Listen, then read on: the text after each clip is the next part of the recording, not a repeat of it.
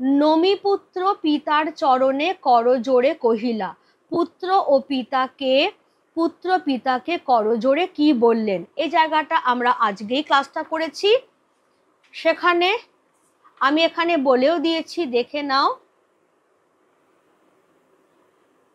নমিপুত্র পিতার চরণে, পুত্র ও পিতা বলতে কাদের বোঝানো হয়েছে? তাহলে পুত্র হচ্ছে লঙ্কেশ্বর রাবণের পুত্র ইন্দ্রজিৎ, পিতা হচ্ছে লঙ্কেশ্বর রাবণ, অবশ্যই উৎস উল্লেখ করছো।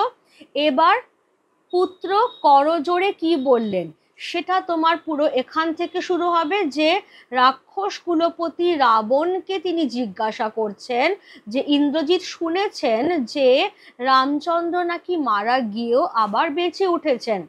ইন্দ্রজিৎ তো এই মায়ার কিছুই বুঝতে পারছেন না, কিন্তু যদি রাবণ তাকে অনুমতি দেন তাহলে তিনি পাপিষ্ঠ রামচন্দ্রকে সমূলে নির্মূল করবেন, অগ্নিবাণে তাকে ভস্ম করে বায়ু অস্ত্রে সেই ভস্ম উড়িয়ে দেবেন, বা যদি রাবণ আজ্ঞা দেন তাহলে রামচন্দ্রকে বন্দি বানিয়ে রাবণের পদতলে এনে ফেলবেন।